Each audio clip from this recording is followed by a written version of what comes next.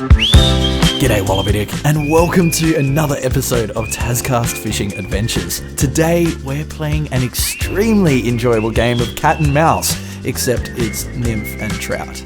It's the first day of trout season, so what better way to excite ourselves than spending hours on the water catching an abundance of fish. So many fish. Look, I'll be honest, trout fishing is a whole nother game to saltwater fishing, but the scenery is beautiful, especially here in Tasmania. So stay tuned for a pleasant and definitely not frustrating episode of Tascast.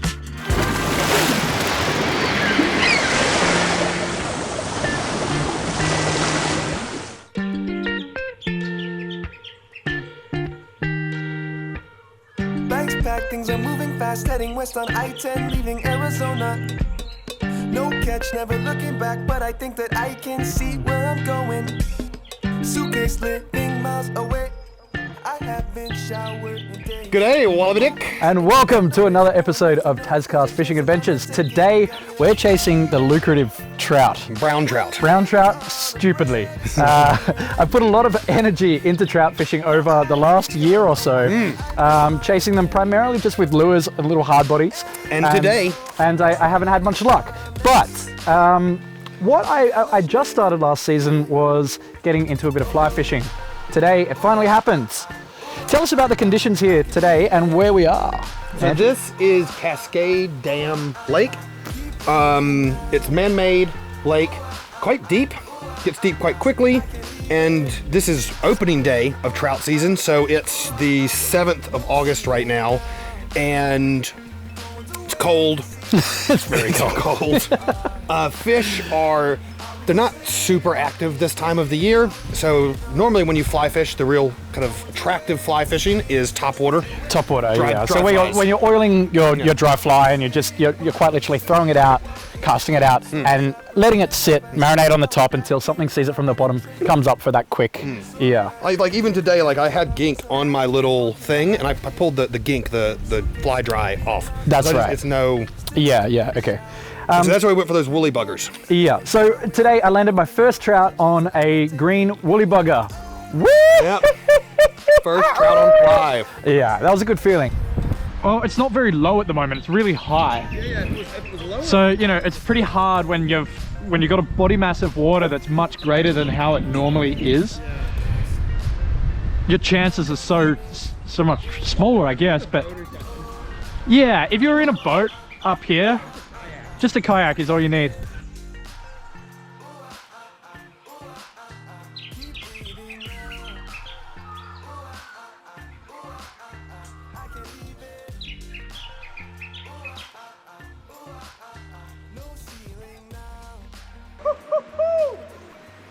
Beauty! Oh, that's a nice trout.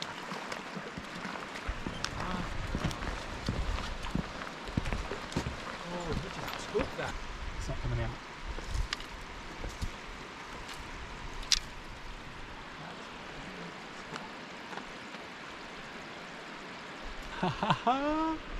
First trout of the season. That is gorgeous. Beautiful little brown. On the fly. You know what? That's actually my first trout on the fly. Really? Yeah. Oh, dude, congratulations. That's so cool. Come here. Oh my gosh, man. How does that feel? That feels great. Ready? Here he goes. Yeah. Let's put him back. Ready. It's gone. Wow. That is incredible. Cascade Dam, straight off the wall. Insane, buddy. Oh man, I'm so happy. That was beautiful. I saw that take as well. It's just...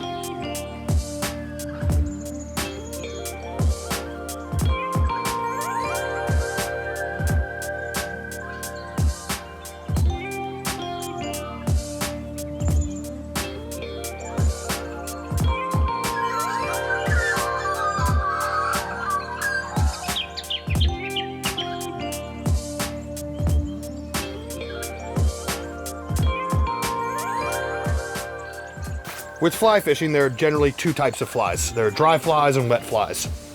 Dry flies float at the surface. The idea being they stay dry, simulate a bug or some kind of insect landing on the water usually, or something that's on the surface that the animal's eating. And at the time of year where we are, where it's basically still winter,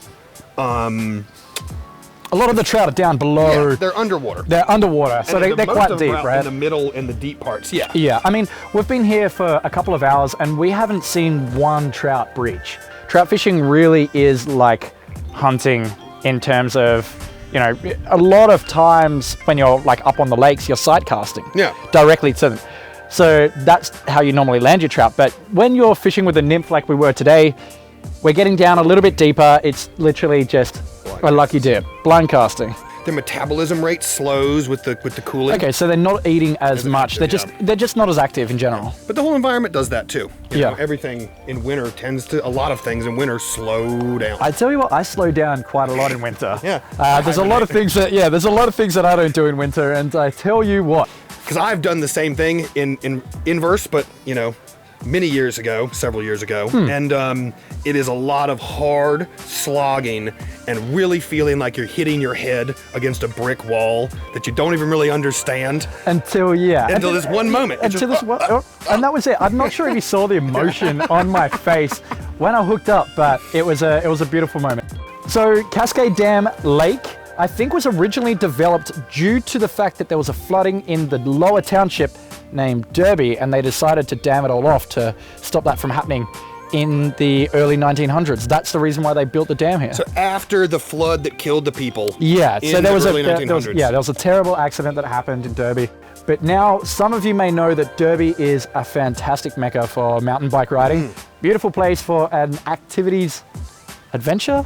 Yeah. Plenty of beautiful runs. Have pumped a lot of money into that place, but you know, this is located about 10 minutes after the top run when you get dropped off with the shuttle for the bike. Yeah, so you really do. And you come in here, so on our way in, we bump into Tim's brother that's mountain biking, one of my best friends that's mountain biking, drive up a little bit past it and fish, and then some really good friends of mine from university just showed up. That's to go Tasmania. for a camp. That is true Tassie, and that's what I love about it. Yeah, Tasmania is a beautiful place, and I feel like it's really underrated in some elements like this, when, you know, there are just so many multiple hobbies that you haven't even touched on yet, and there's a whole nother universe out there to explore. Tassie's very diverse. Thank you very much for watching this episode of Tascast Fishing Adventures. Don't forget to like this video here on YouTube, subscribe to the channel, and turn on those notification bells. We've got plenty more content coming up.